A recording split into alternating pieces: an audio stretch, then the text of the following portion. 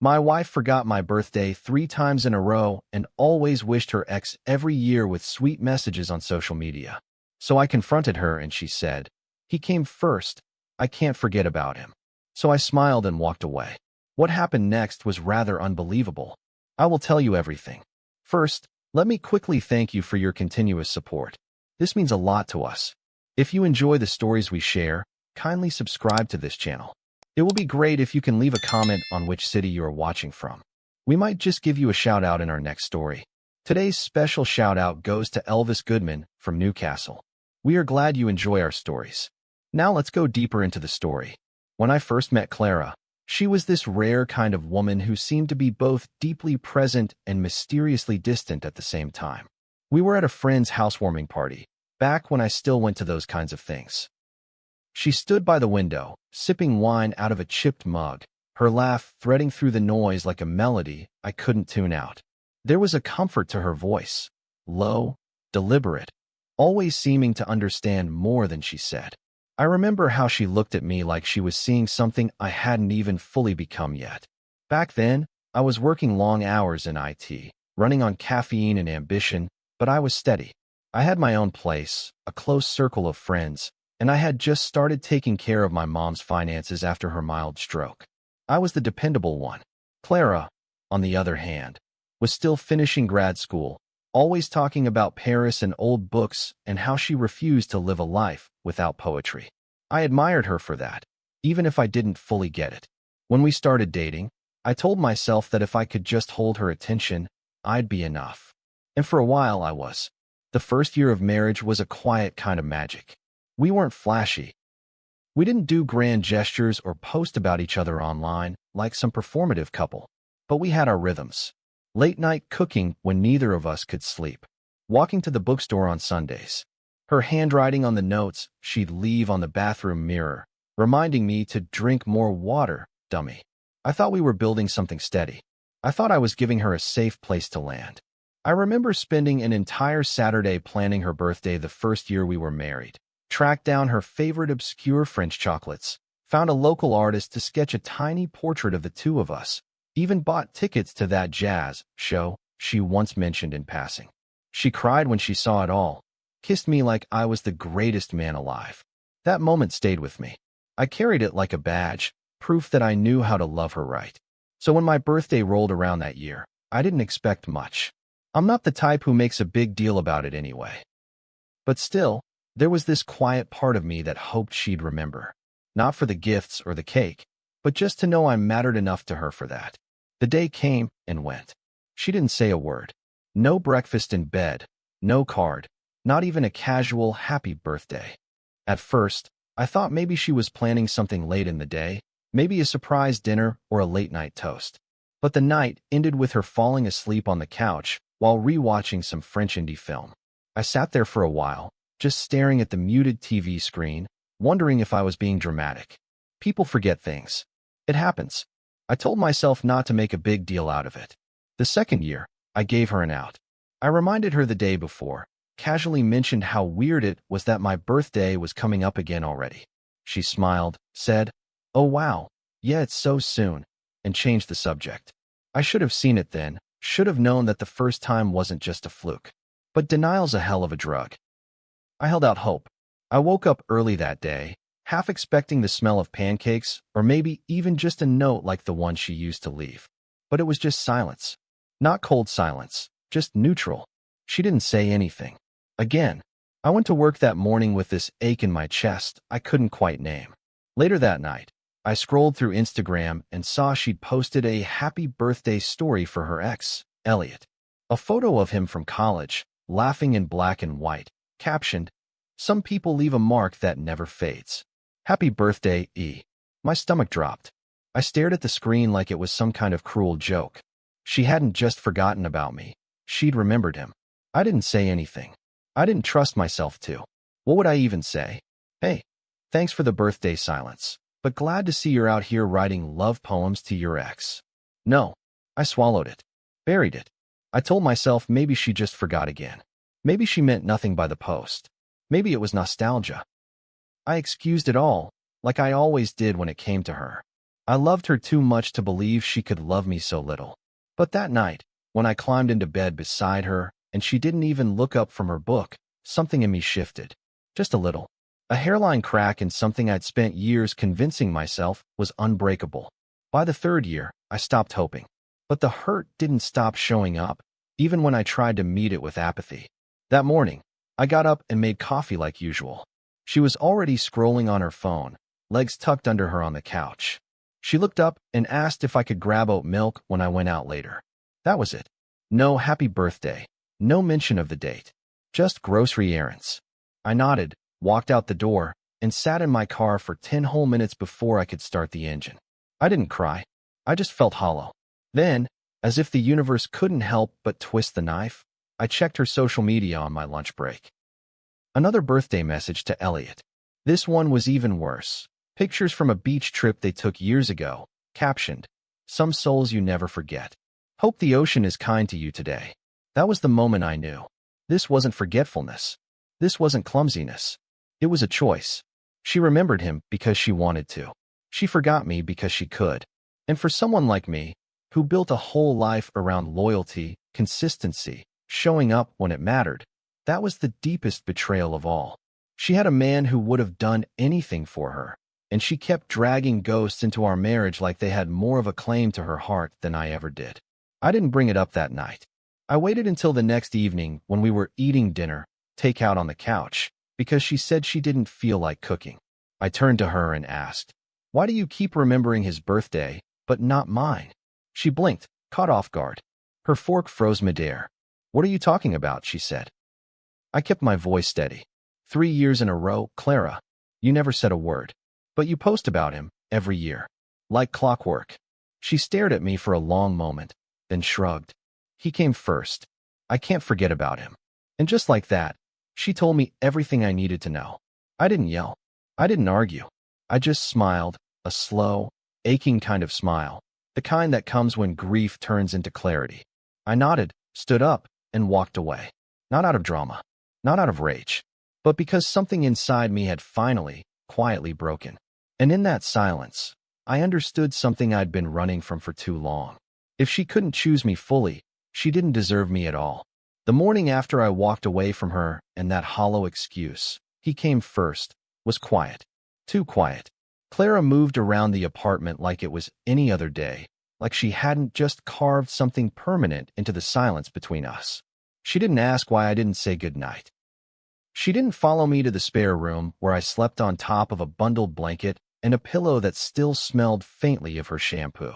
She just went to bed like she always did, as if nothing had happened, like I was just overreacting again. That was her pattern, really. She had this talent for minimizing things, making me feel like my hurt was inconvenient. I used to fall for it, question my reactions, check myself in the mirror of her dismissiveness, and wonder if I really was being too sensitive. But that morning, something in me had changed. I woke up still angry, but it was a clean kind of anger, like something rotten had finally been scraped out of me, leaving only clarity behind. She was standing in the kitchen in one of my old hoodies, stirring her tea like she hadn't gutted me with a single sentence the night before. "Want some?" she asked, without looking up. That used to be the kind of question that made me feel warm. I used to think, she still thinks of me. But that morning, it just felt insulting.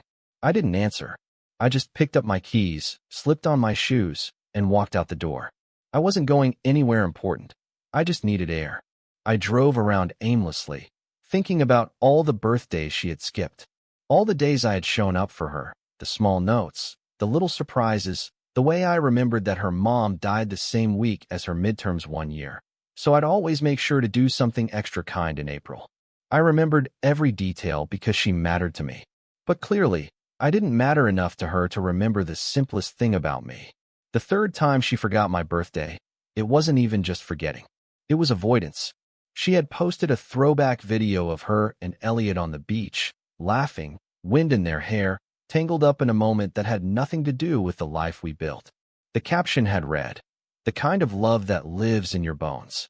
Happy birthday, E." I read it over and over, like a fool, hoping there was some nuance I was missing. But there wasn't. It was there, in plain text. That wasn't just a memory. That was longing. That was reverence. And it was public. She honored him for the world to see, while forgetting the man who slept beside her every night. I tried to justify it to myself in the past. Maybe Elliot had died. I had asked early in our relationship, and she said no. They had just gone different directions. Maybe she was holding on to an old version of herself. Maybe it was harmless nostalgia. But nostalgia doesn't excuse betrayal. And it sure as hell doesn't excuse silence. Love isn't about grand gestures. It's about consistency. It's about choosing someone every day, especially when it's not convenient. Especially when it's easy to forget. I was there. I was real. But she was still in love with a ghost. When I came home that afternoon, she was gone. Left a note on the counter. Went to yoga. We'll talk later? I didn't respond. Instead, I picked up my phone and called Marcus, my old college friend turned lawyer. I hadn't spoken to him in a while, but when he answered and heard my voice, he knew something was wrong. You good? He asked. I sat down at the kitchen table, stared at the ring on my finger, and said, I need to file for divorce. Today. There was a long pause on the line. Are you sure? He asked, his voice softer now. You want to talk it through first? But I was done talking. I was done hoping. I was done bleeding for someone who couldn't even remember the day I was born. I'm sure, I said, and I meant it. By the time Clara came back from yoga, the papers were drafted. I didn't tell her right away. I waited until the next morning. I left them on the kitchen table with a yellow sticky note that said, You made your choice. Here's mine. I heard her wake up, shuffle into the kitchen, pour herself water. Then silence. I was in the spare room, packing a small bag. Just enough for a few days. I didn't need to be there for the scene. I already knew how it would play out. She'd be shocked, then angry. She'd twist it. Make it about me being reactionary, unreasonable, maybe even cruel. But I didn't care anymore. I wasn't waiting for her to validate my pain. I had carried this marriage on my back for years, and it was finally time to put it down. When I walked out into the living room, she was sitting at the table, the papers in front of her, her hands shaking. You're divorcing me? She said, as if the idea had never crossed her mind. I met her eyes, and for the first time in months, I felt nothing. No guilt, no confusion, just resolve. You already divorced me, I said, my voice calm. You just did it in pieces. She stood up, her face flushed, defensive. This is about a birthday? You're ending our marriage over a date. I laughed, not because it was funny, but because the absurdity of her saying that out loud was too much. It's not about a birthday, Clara. It's about the fact that for 3 years, you made me invisible. And all that time, you were still in love with someone else. You didn't forget me. You just didn't choose me. She didn't argue after that. Maybe because she knew I was right. Or maybe because there was nothing left to say. I left the apartment that day with a backpack, a clear head, and a heart that finally felt like it was beating for someone who mattered, me. There's a particular kind of silence that follows a confrontation. Thick, hanging, awkward, and it settled over our apartment like smoke after a house fire. Clara didn't speak for the first 2 days after I left the divorce papers. She didn't call, didn't text, didn't even send one of her passive-aggressive emails she used to type out when we argued, full of vague philosophy and half-baked justifications. Nothing. It was as if the moment forced her to reckon with something she'd always believed she could avoid. That I was capable of walking away. That I was no longer willing to be her second choice. It's a strange thing when the person you built your life around suddenly realizes you've taken your power back. And instead of chasing you, they just sit in their own stunned silence, watching the space where you used to stand.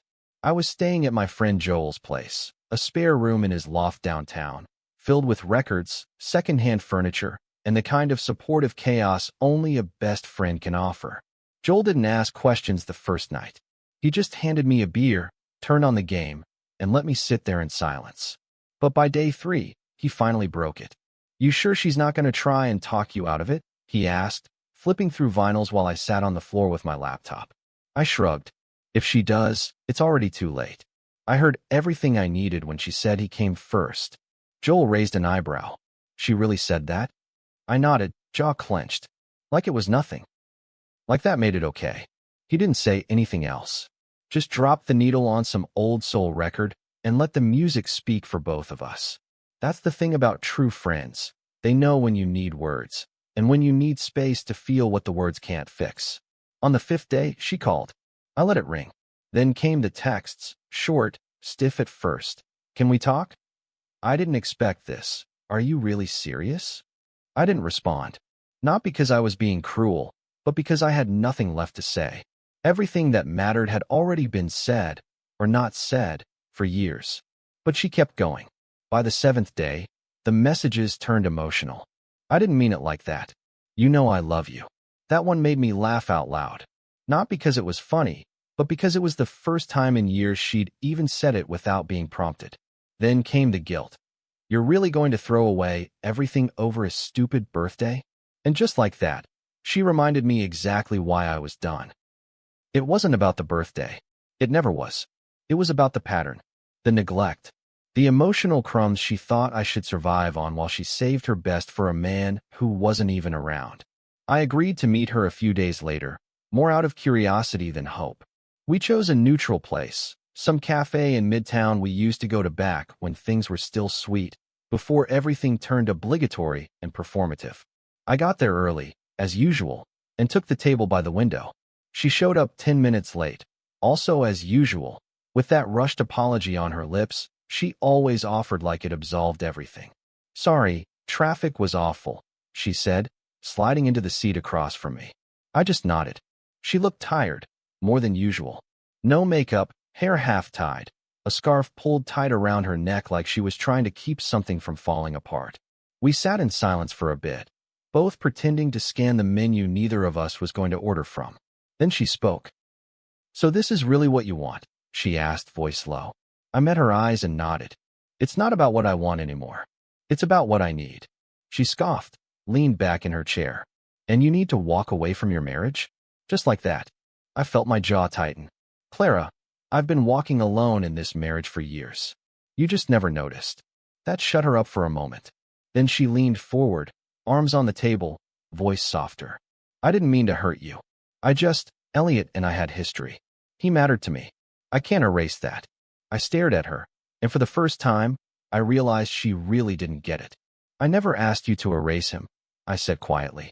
I asked you to choose me. You had a husband standing in front of you, year after year, and you left him in the shadow of a man who didn't even bother to stick around. Her eyes narrowed. That's not fair. You knew I had a past. I nodded. Everyone has a past. But you turned yours into a pedestal, and I was never more than the safety net under it. She looked down at her hands, fingers fidgeting with the ring she still wore. I noticed she hadn't taken it off. Maybe she thought it meant something. Maybe she hoped the ring could say what she no longer could. The server came by, dropped off waters, and left just as quickly. Clara didn't touch hers. I never meant to choose him over you, she said, barely above a whisper. But you did, I replied. Over and over again. You chose memories. You chose nostalgia. You chose to make him a permanent part of our life without ever asking me if I was okay with that. You chose silence on the days that mattered most to me. She looked up at me then, eyes glistening, mouth trembling. But I didn't waver. I had cried too many times in private for her tears to change anything now. Is there someone else? She asked suddenly, her voice sharp with suspicion. I almost laughed again. No. And it's sad that your first instinct is to assume there must be. Maybe that's why this fell apart. You stopped seeing me as someone worth loving without a rival. She looked like she wanted to argue, to protest, to say something cutting or clever. But nothing came. Just silence. When we finally stood to leave, she reached out, touched my arm. Please don't do this. We can fix it. I looked at her hand on me and gently pulled away. You don't fix a broken vase by ignoring the cracks until it shatters. I turned and walked out. I didn't look back. That night, I sat on Joel's old leather couch, watching the city lights flicker through his living room window. I wasn't happy, not yet, but I felt clean, honest. Like for the first time in a long time, I wasn't pretending anymore. I had finally chosen myself. And no matter how lonely that choice felt in the moment, I knew it was the only one that could ever lead me home. I knew there would be fallout. You don't walk away from a marriage, especially one that looked picture perfect from the outside, without people forming their own stories. But I underestimated just how loud the whispers could be. Within a week of filing, My phone started buzzing with curious messages. Not concerned, not supportive, just curious. The kind of messages that start with, "Hey, hope you're okay," and end with, "What happened between you and Clara?" They weren't really questions. They were bait. Invitations to confirm or deny the rumors Clara was already planting like seeds in a well-manicured garden of half-truths. The first person to actually say something to my face was Lacey, one of Clara's old college friends who used to come over for wine nights and always left red lipstick stains on our wine glasses. She cornered me at the grocery store, of all places, right in the middle of the produce aisle. "You really blindsided her," she said, arms crossed, like she was scolding a teenager. "She's been crying for days. She said she didn't even see it coming."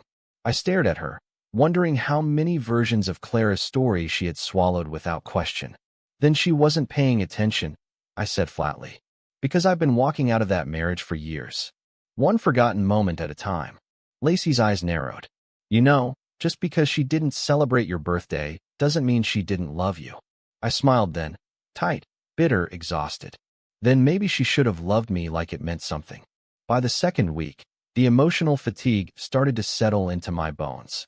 Not from the divorce itself, that felt like a release, but from the pressure to justify it to people who had only ever seen the highlight reel. Clara was smart. She didn't go online and trash me. No angry posts or sob stories. She was subtle, strategic, just a few carefully worded captions. A photo of a sunset with a quote about heartbreak. A repost of a memory of us from 2 years ago with the words, "Some people give up too soon." It was the kind of thing that invited sympathy without explanation. And of course, the comments poured in. "You deserve better," they said. If he left, he wasn't the one. I didn't respond. I didn't defend myself. Because the truth didn't need an audience. It just needed a spine. Joel saw it happening. One night we were sitting on his balcony, drinking whiskey like we were back in college, and he pulled out his phone. "You seen this?" he asked, showing me a screenshot of Clara's latest post. It was a photo of a flower wilting in a glass jar. The caption read, "Love without water can't grow." I took a sip of my drink, stared at the skyline. She really thinks she's the victim. Joel leaned back in his chair, kicked his feet up. People always do when they're the ones who ignored the warning signs. Makes it easier than admitting they let it rot. I nodded. I gave her everything I had. And when that wasn't enough, she made me feel like I was the one failing. Joel didn't argue. He just raised his glass. To the ones who finally walk away. We drank in silence after that. But the worst part wasn't the social fallout. It was the family fallout. My mother called, confused and tentative. She adored Clara, or at least the version of Clara she was shown. "Are you sure this can't be fixed?" she asked, her voice soft, worried. "I always thought you two were so strong." I could hear the hope in her voice, the fear that maybe her son was giving up on something good. So I told her the truth. Not all of it, but enough. I told her about the birthdays, the posts about Elliot, the way Clara made me feel invisible in a marriage I was constantly trying to hold together. My mother was quiet for a long time. Then she sighed. "I'm proud of you," she said. "You stayed longer than most would have. But sometimes walking away is the strongest thing you can do." That was the first time I let myself cry. Not out of regret, but out of relief. Because for the first time in weeks, someone saw the pain and didn't try to make it prettier than it was.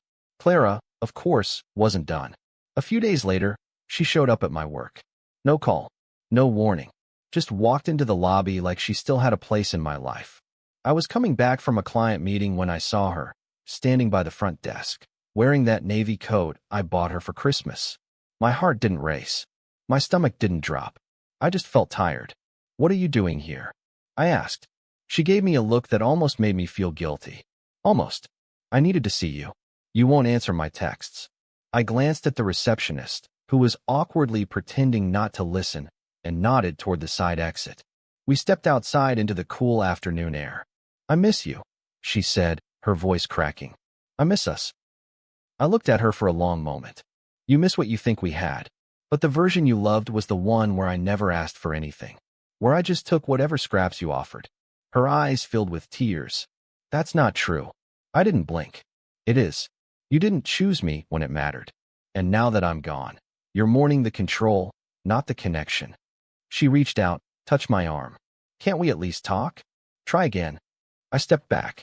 You already had years to try. You just didn't think I'd ever leave. That night, I blocked her number. Healing didn't come with a grand epiphany. It wasn't some cinematic moment where I looked in the mirror and suddenly loved myself again. No, it was slow, uneven, sometimes painful in ways I couldn't predict. Some mornings I woke up feeling free, like I had shed a second skin I didn't know I'd been wearing for years. Other mornings, I stared at the ceiling too long, wondering if I was just lonely or if I missed her. I didn't miss her love, exactly. I missed the version of me that still believed she had it. That innocent man who still hoped that effort would be enough. I mourned him more than I mourned the marriage. Because losing Clara had been slow and quiet. But finding myself again, that was louder and more complicated. I moved into a small apartment on the edge of the city, nothing fancy, just clean and quiet. A single bedroom, a balcony that overlooked a street where the trees turned orange in the fall, and a kitchen where I learned to cook for one without feeling pathetic about it. At first, I hated the silence.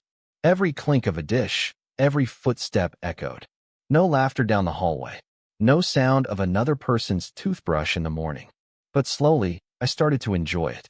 I played music when I cooked. I left the balcony door open and listened to the city breathe. I slept diagonally in my bed because no one was there to take up space.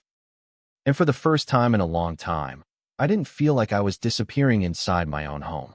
I started going back to the gym, not out of revenge or some cliché glow-up story, but because I needed something to focus on that wasn't emotional. Something with numbers and reps and clear progress. I needed to feel strong again, not just in body, but in mind. There was something comforting about lifting weight and knowing it was heavy and hard, but that I could handle it. That repetition turned into ritual, and ritual turned into recovery. I'd leave the gym sore, but proud, because every drop of sweat was mine. Not something I did to impress or win someone back, but for me. Only me. One night, after a long workout, I came home, tossed my keys on the counter, and found myself scrolling through old photos. Not to torture myself, but because I wanted to see if I felt anything. I didn't. There were pictures of us in Paris, us at my nephew's birthday party, us at home on the couch. Her head on my chest, my arm around her like I was holding my whole world in place. And yet, as I stared at them, I realized that even in those moments, I had been alone, smiling through silence, holding on to someone who had already emotionally left. Those photos weren't proof of love. They were proof of effort. And most of that effort had come from me. Still, I didn't close myself off. I didn't turn bitter. That was the part one was most proud of. I let people in again, slowly, cautiously. I started saying yes to dinner invitations. I met friends for drinks, went to my brother's baby shower, even joined a weekend hiking group just to feel something new. That's where I met Hannah. She wasn't flashy. She didn't walk in and light up the room like Clara once did. No, she was different. Quiet in the best way. Thoughtful. Observant. The kind of woman who noticed when someone was drinking too little water or needed sunscreen, but didn't ask. She just handed it to you. She wasn't trying to be adored. She was just present. And presence, after years of emotional absence, felt like wealth. Our first real conversation happened on a trail break. She noticed I was sitting a little apart from the group, just sipping water and watching the trees. She sat next to me without a word, then after a few minutes said, "You always think this much? Or is it the altitude?" I laughed, really laughed, for the first time in what felt like forever. We talked the rest of the hike. About nothing and everything. And for the first time, I didn't feel like I had to perform. I didn't have to prove my worth. I didn't have to earn her attention. She listened. And when she spoke, it wasn't about the past or some ghost she hadn't let go of. It was about where she was, who she was becoming, and what she hoped for, not in me, but in herself. We started seeing each other casually after that. No declarations. No rushing. Just long walks, shared meals, occasional movie nights that ended with her falling asleep with her feet tucked under me. She remembered my birthday. The first year, she didn't throw a party or write a poem. She just made me dinner, my favorite, steak and garlic mashed potatoes, and handed me a small card that said, "You matter. Not just today." I almost cried reading it. Because it was simple, but it was intentional. And after everything I'd been through, Intention was the deepest form of love I could imagine. The day the divorce was finalized, I didn't feel anything. No pain, no anger, just peace. Clara didn't show up to court. She signed everything quietly, probably still curating her image somewhere, still posting things that made people wonder what went wrong. But I didn't care anymore. Her narrative didn't belong to me. Her grief, if she ever truly felt it, was hers to carry. I had already carried more than my share. Later that night, Hannah came over with wine and a smile that didn't ask for anything. We sat on the floor of my living room, laughing about something stupid, probably a TikTok video she sent me. I looked at her, and something inside me settled. Not because I had moved on, or because I needed someone to fill the void, but because I had created a space where love could exist without hurt, without ghosts, without me begging to be seen. For the first time, I wasn't trying to prove I was worthy of love. I just was. There's a certain stillness that settles into your life after you finally stop chasing people who never meant to stay. Not an empty stillness, but a calming one, like the silence after a storm when the air smells clean again. That's what my life became in the years that followed. Steady, clear, honest. I didn't expect to fall in love again, not really. I thought maybe I'd date here and there, maybe learn to enjoy my own company a little more. But Hannah changed that. Not by filling a void, but by reminding me that love doesn't have to be earned through suffering. She didn't rush me, didn't ask for more than I could give.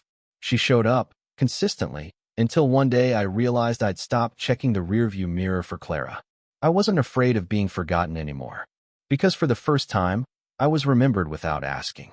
We got married on a quiet autumn afternoon. Nothing grand. No rented ballroom or tin-tier cake.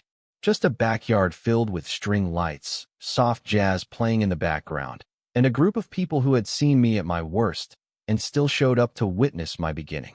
Joel was my best man. He gave a speech that made everyone laugh, then cry, then laugh again. My mother stood beside Hannah's as they lit candles during the ceremony, their hands shaking but proud.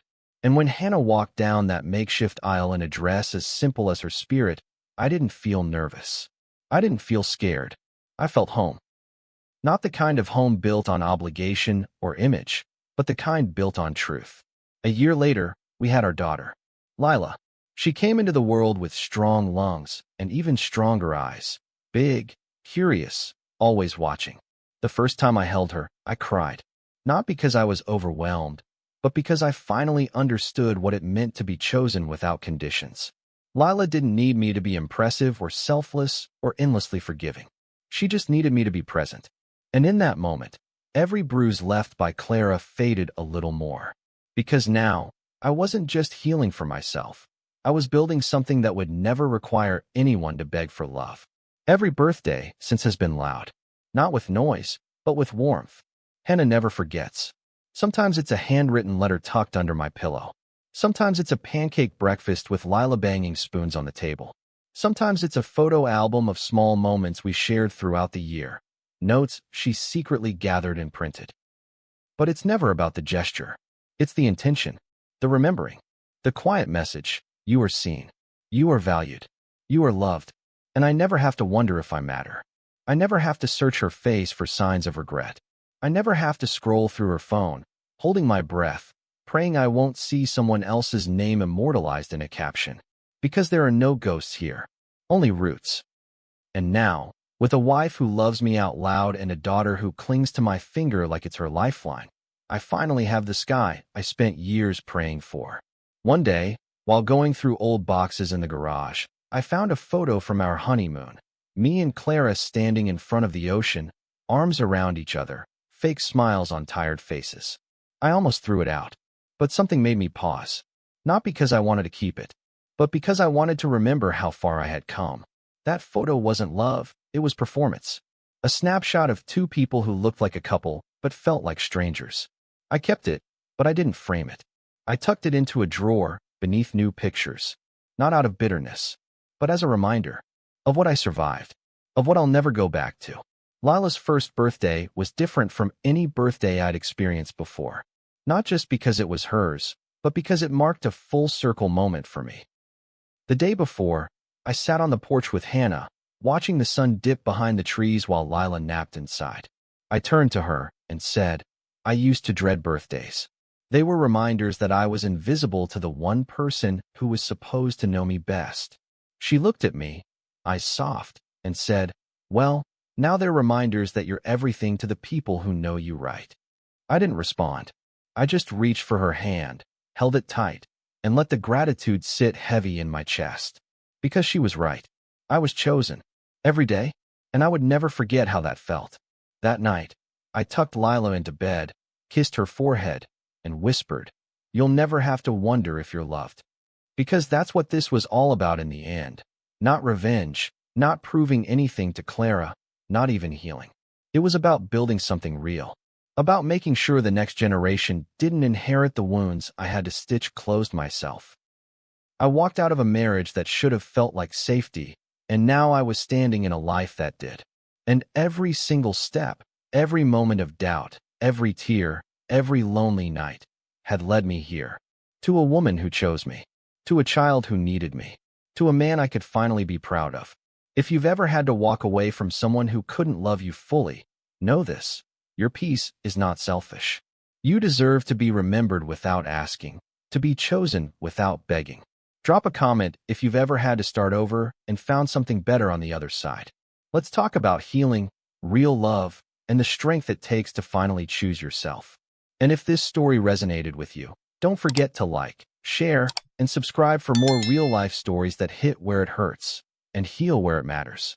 See you soon in the next story.